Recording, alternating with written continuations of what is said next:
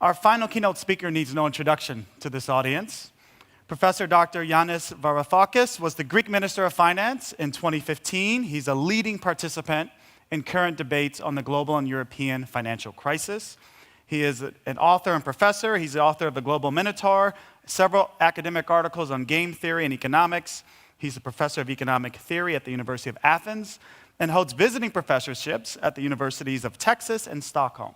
Please give a very warm welcome to our final keynote speaker of the day, Mr. Minister Yanis Varoufakis.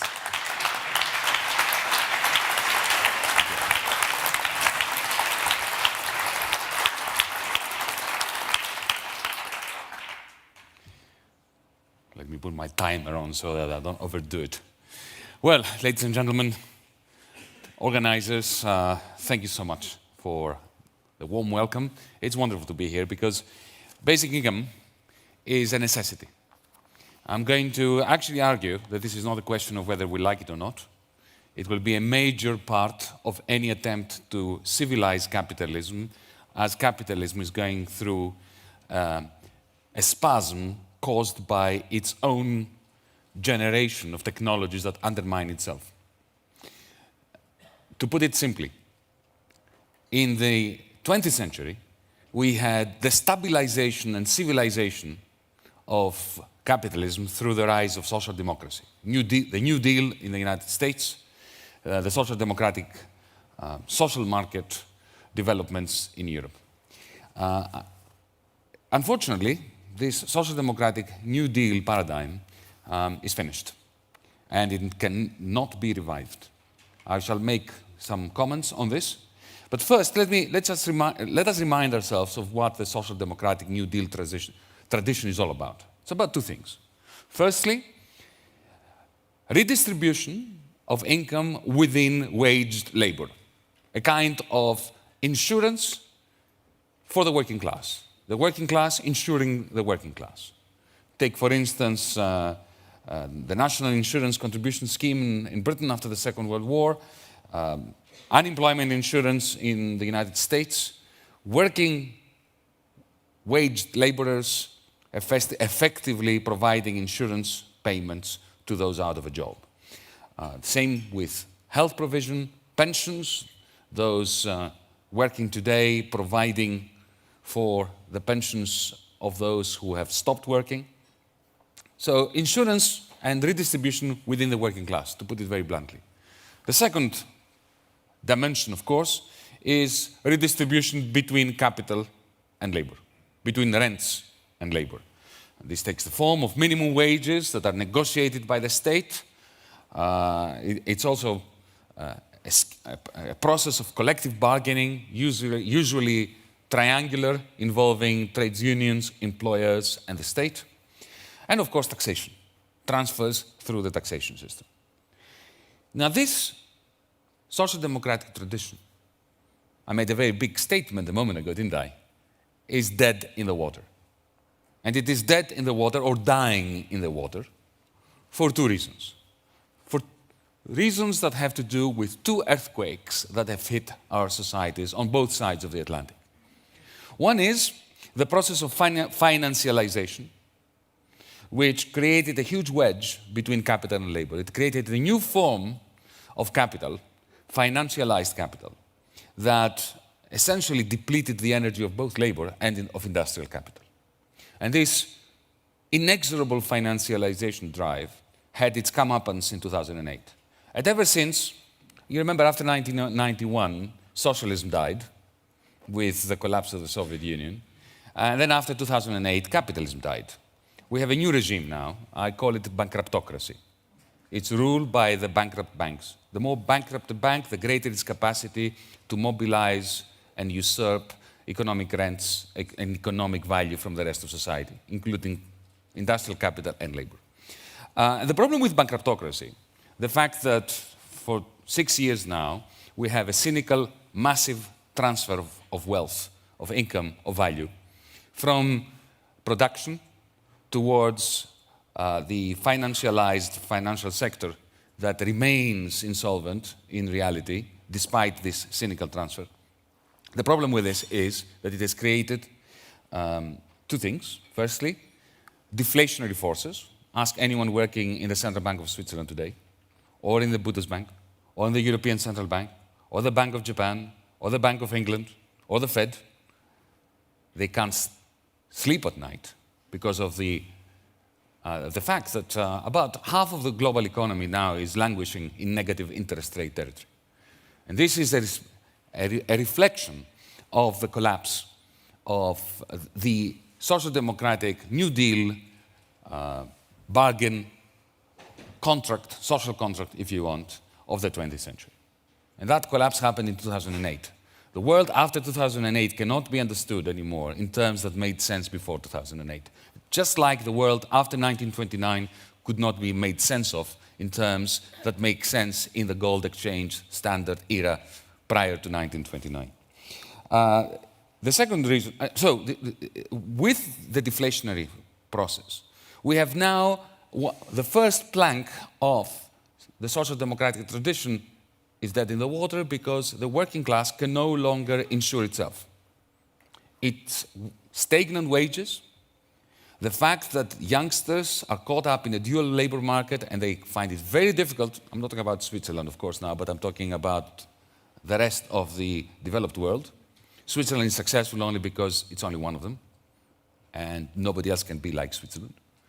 But that's another discussion. We can have it later if you want. The fact remains that the first plank, the insurance amongst wage laborers, is simply not possible because wages have stagnated to such an extent that it is impossible for the working class to insure itself. And the second plank, the redistribution between capital and labor, is becoming increasingly impossible for two reasons. First, the politics that has become quite toxic. Just look at what's happening in the negotiations between Greece and the Troika within the European Union at the moment. In the United States, where you've got a Congress vetoing the White House and a White House vetoing the Congress, this redistribution between capital and labor that was part and parcel of the New Deal and social democracy required political governance. Europe and the United States are ungovernable as we speak. Utterly, completely ungovernable. And so that's the first earthquake. The second earthquake has to do, this is nothing new, I'm sure it has been discussed already today, I caught glimpses of this discussion. Let me put it very bluntly in science fiction terms, the rise of the machines. Artificial intelligence will consume very, very soon, it's already doing it, all repetitive routine work or algorithmic work is going to be replaced, especially the moment machines pass the Turing test, and it is impossible for you and I to understand when we speak to somebody on the phone whether we're speaking to a machine or to a human person. Once we have that, we're going to have a massive displacement effect, which for the first time in human history, in capitalist history, is going to overwhelm the creation effect. More job destruction than job creation. Because remember that the bankruptocracy that I have referred to came at the tail end of a 30-year period of replacement of manufacturing jobs in the developing world with low-wage, repetitive work. Employment rates, for instance, in Britain, since the previous speaker comes from Britain, employment rates are quite high in Britain, and they're quite high in the United States. But the bulk of those jobs that were created to replace the jobs that were lost after 2008, after 1975 and 1983, are low-waged, routine jobs, the ones that will be culled immediately the moment artificial intelligence overcomes the Turing test. And we are facing a major issue there. To link it with what I was saying before, this displacement is going to reinforce the deflationary processes that keep our central bankers awake at night, because it will eliminate a significant measure of aggregate demand. It will create an even greater level of income inequality and primarily disparity between savings and investment. And this disparity between savings and investment will force the price of money, the rate of interest, even below the current low levels. So this is why I'm saying that basic income is going to be an essential part, a necessary part of any attempt to stabilize society and to civilize it.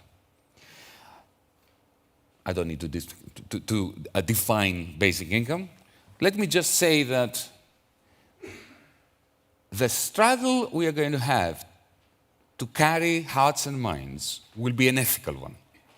And an ethical one that doesn't simply spring out of opposition from the haves, but also from opposition from the have-nots, from social democrats, from leftists, from those whose own sense of dignity responds against, naturally, the idea of something for nothing. This is why it's important to couch basic income as what it is. It is the idea that, and allow me to narrate it in broad terms, we are going to overturn the current narrative on life under capitalism.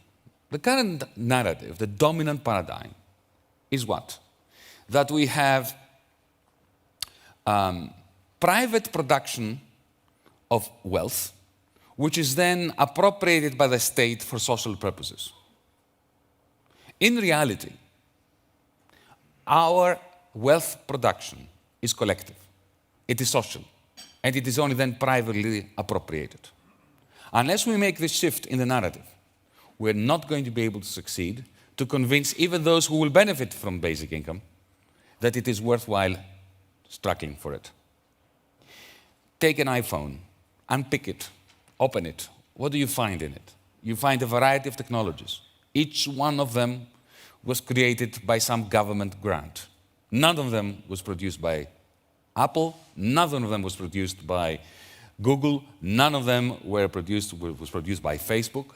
They were all produced by some government grant. This is what I'm saying about, this is why I'm referring to the collective production of wealth, which is then privately appropriated. If you start thinking of it that way, then it's very easy to start thinking of basic income as a dividend that goes to the collective that was responsible for collectively producing the wealth, and the gadgets, and the products, and the markets. Because this false separation, illusory separation between the market and the state needs to be dissolved. There would have been no markets if there were no states. There would have been no capitalism if there was not a state. There would be no Apple, no Google if there was no state. And similarly, there would be no state if there were no private entrepreneurs. There would be no state if there were no private firms. We need to dissolve this false division. And we have to attack the narrative head-on. Basic income is about giving money to the undeserving. It is about giving money to the rich.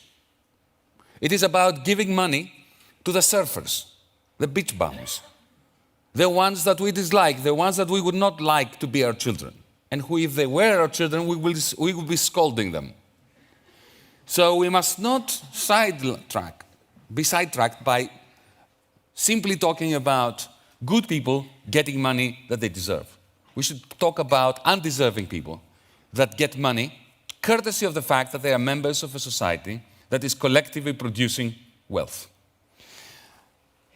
And then, on top of this, we need to add the narrative of stabilization.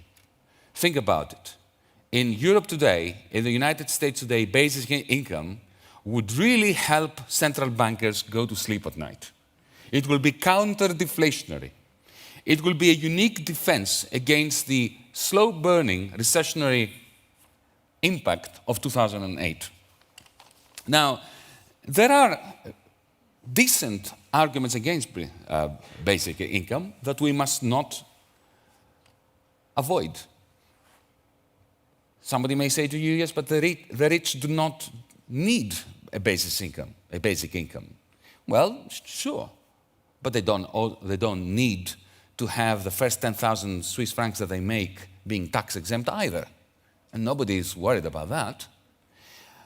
Surely, we hear being said, it's better to target the money that society has on those who are deserving. Well, yes, but you have to think of the other side of the story too. To separate the deserving from the undeserving, you need a bureaucracy whose purpose is to do that. That bureaucracy tends to replicate itself. Bureaucrats love to reproduce themselves and to reproduce their power over society, and to do so by creating a stigma attached to those whom they consider to be undeserving. It is very similar to psychiatry. The moment you introduce psychiatry, remember Michel Foucault and the story about the madhouse, you create a narrative of reason and unreason, you create a power structure. The person who has the certificate to be the psychiatrist decides who is sane and who has the right to be a free citizen. The other argument, which I think is also one that needs to be confronted, is that people should have a right to a job, not a right to basic income, and that we should be promoting work, not sloth. Well, I think that there are 2 points here that need to be made. Well, firstly, nothing stops us as a society from censuring those who are idle. Why should we have them starve? I know that if my kids were idle, I would be censuring them, but I would not be throwing them out of the house. Secondly, and more importantly, the right to turn down a job is essential for a well-functioning labor market and for a civilized society. And to have the right, a genuine right to turn down a job, you must have an alternative, an outside option. Because desperate people will accept to do desperate things. I heard somebody here today earlier talking about a cleaner whose job is not respected, whose name is not known. I have a story to tell you about that. I've worked in a number of universities, and I remember in the old days, we had cleaners that worked for the university. And they were like my boss in the department. You know, they would come into my office and they would know about my family, they would know about my wife, they would know about me, they would tell me off, they would say, it's 8 o'clock at night, go to your wife, what are you doing? Yeah? And they had a sense of belonging to an institution and being institutionally important. And then what happened? We subcontracted all the labor to firms that hire by night people that are faceless, who are turned over all the time, who are paid less, who are not institutionally connected to the place, whether this is the university, the National Gallery in London, and so on and so forth. But why did this process spin out of control? It did because the cleaners had no outside option, no right to say no to the subcontracted contract. Now, just so that we do not face only the negative arguments, let me just, before I conclude and we open this up to discussion, let me mention what I think are essential aspects from a social perspective, not just from a macroeconomic perspective. It is important to state the macroeconomic case for basic income, for stabilizing the financial markets, investment, overall aggregate demand. But there are others at the level of the micro and the sociological. Social democracy put forward the idea of a social safety net. Remember that? Well, we need to counter this. Nets are very good for catching you when you're falling. But when you're caught in them, it's sometimes very difficult to get out of them. It's sometimes very easy to be trapped. Think of basic income as a foundation, not a net. A floor on which to stand solidly and to be able to reach for the sky. Exploitation. Libertarian economists, political theorists, politicians, who claim that liberty is their driving force, define liberty in a negative sense, in the sense of the absence of constraints, of voluntarism. If you've said yes to some contract, that contract must by definition be a free contract, therefore it must be some act of free will. Well, it's not. The mafia loves to give us options that we can't refuse, to make us offers we can't refuse. The fact that we say yes to them doesn't mean that they were chosen freely. The fact that the Greek government accepted the terms last summer of the Troika does not mean that it was a voluntary transaction. To have a free contract, to have a contract that is signed by both sides representing and exuding the freedom of both sides Each side must have a capacity to say no. I said that before, I'm saying this once more, in the sense, freedom in action requires a basic income.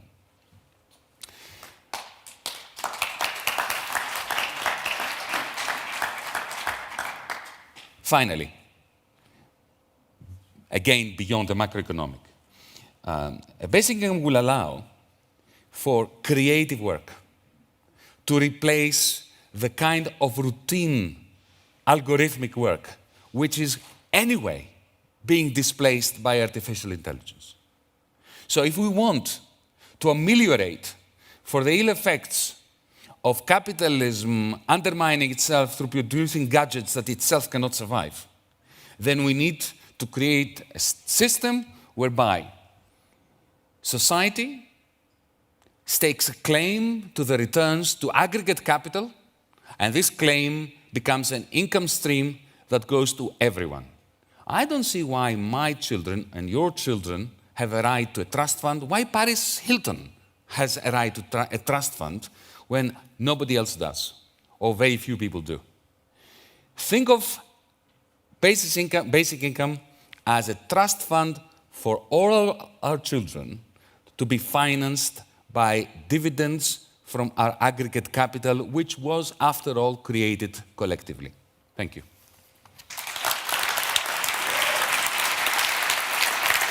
Other questions?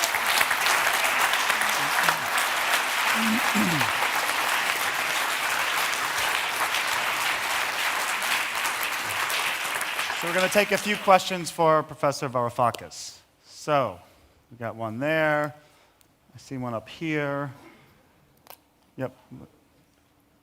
You've mentioned 3 reasons: the technology, the banks, and also the politics. Do you think is it an unfortunate coincidence, or is it related?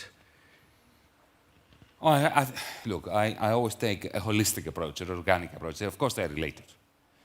The reason why we've had the financialization drive of the 1980s, 90s, and 2000s, which led us to where we are today, has a lot to do with technological change.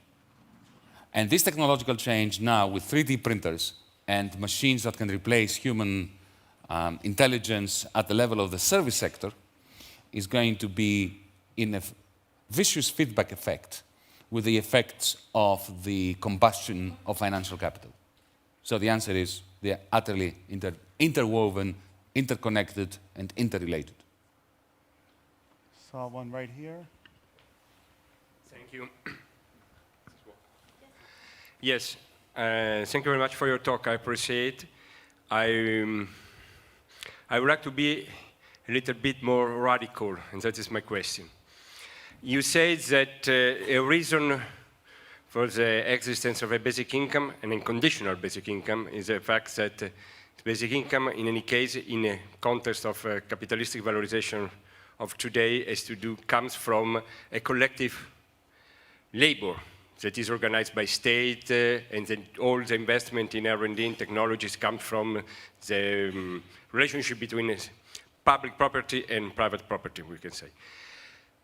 My radicality says that I think that the new technological transformation changes structurally the way of valorization and producing of wealth. That means, in a very slogan way, we can say that life itself is put to labor and is put to value. But can you repeat the last sentence? The life, yes, our lives, yes, is put to labor and to value. There is an exploitation of life, a sort of subsumption of life that go beyond the classical subsumption between real and formal subsumption in Marxian terms. Sure. That is a new wave of labor organization and labor valorization.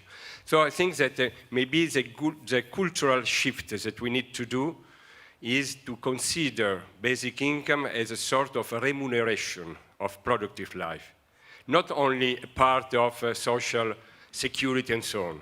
So I think that it's something that goes behind the fact that there is a collective work, so by something more. And I think that it's very useful to stress about these topics, just to give confidence to the idea, to the cultural idea of basic income. But I don't see why we disagree. Thank you. I don't see why we disagree. No, I don't disagree. Yeah, okay. I So will we say, agree. I will say that it's better to, I put it simply by saying to talk okay, in terms of basic income as a sort of remuneration. Okay. Great, thank you. It's That's complementary to wage. That's fine. The way I prefer to say it is that it gives us an opportunity to reconsider the notion that wealth is privately produced and collectively appropriated, when the reality is exactly the opposite. And now, with the internet, for instance, take Google, take Huffington Post, take all the value creation by users, the complete breakdown of the distinction between consumer and worker. So all these corporations have huge input from their own customers. Their customers are producing value, and then they're being turned into fodder, which is being sold to advertisers for value to return, exchange value, to be returned directly to these corporations and exclusively to those corporations, especially given that these corporations pay hardly any tax. So basic income is a very simple way of ensuring that those who produce the value get a larger share of it. So I agree with you. Let's take one right there. Yep. Yes. Yes, thank you very much. I have a question that has kind of been bothering me all day concerning what you call the second earthquake or the rise of the machines. What about those jobs that are not being displaced by technological development but kind of evolving parallel to it, like, let's say, digital sweatshops on the Philippines or click working? So I feel like there's some kind of myth that digital technological innovation is going to replace everything, but isn't there also a job sector, a new job sector evolving where humans are actually doing rather machinic work to train algorithms, to click, to do Facebook censorship that actually requires human work? You're quite right. But every technological innovation displaces jobs and creates jobs. What we're facing now is the first moment in history where the ones that are about to be displaced are far more numerous to the ones which are being created, and the ones who are being created are much, much low-level jobs and more badly remunerated than the ones that are being destroyed. So, yes, you're right. Okay, one right here, and then one right there. Hi, good afternoon, Yanis. Hi, Andrew. Hi, how Good to are see you? you. Good to see you. Haven't seen each other for ages. The question I've got, Yanis, is tangential to universal basic income, but on your experience in government. What do you think the role of the state should be in the transition to the age of automation and the digital economy, and how the state tries to reorientate the skills agenda? At present, we have, in many countries in Europe, apprenticeship and skills agenda, which actually embed the structural weaknesses. So how do you think the state can perform a role in preparing the labour force for the age of automation? That's a great question. I don't think I have an answer to this, Andrew. We certainly need the state to guide the process of not so much human capital formation, but the formation of the body of difficult knowledge which is necessary. See, the problem is that we have an educational system and an apprenticeship system that creates human capital of a low-brow variety, both in universities and in apprenticeships. We are dumbing down our educational system. We are creating incentives for students to study that which they are not good at, and which is going to, by the time they graduate, it will be irrelevant anyway. For instance, by ensuring that they leave universities with a great amount of debt, we are pushing them at the age of 18, 19 to make choices as to what they study on the basis of their own conception of what is lucrative, which firstly doesn't prove to be lucrative, and secondly, which forces them to do things that they're not good at, and therefore depletes the overall effect of education for society. Regarding apprenticeships, I think that, look, in Britain today, even a fantastic apprenticeship system is not going to work because the level of investment is so low. So what jobs will these apprentices get? To say that, you know, a supply side story that if you create the good apprentices, good industry is going to move to Britain is a bit pie in the sky material. The level of investment is very low, and it's not just in Britain. I am appalled by the statistic of recent that in Germany, the most successful European state, economy, we have the highest level of savings in the history of Germany and the lowest level of investment since 1945. So unless you have together an aggregate investment policy and educational settings and training settings that are in sync with investment, you're going to fail as a society. I saw last question. I saw a hand right there. Thank you very much, Yanis, for a really interesting talk. I want to sort of push you a little bit further maybe and to get some more reflection, because I completely agree that being able to say no to a job is a requirement. But I also think the next step needs to be, there needs to be some kind of system that helps people figure out what they want to walk towards, right? What is it you want to self-actualize at? And I was wondering, do you have any ideas, if we introduce a basic income, what other systems should the state introduce in order to help people figure out in that process? I don't agree with you on this, you know. I mean, I'm not... don't confuse me for a statist. I don't want the state to tell me what, you know, I should be aspiring to. I don't want the state to tell my daughter what she should become when she grows up.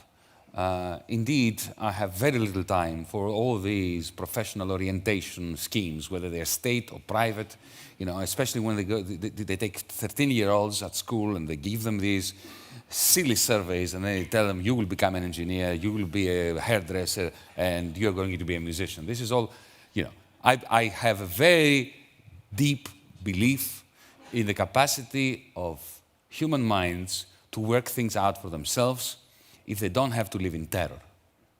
That is the main thing.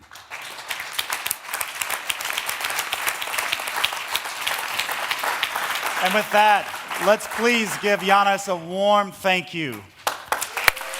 Thank you. Thanks very much.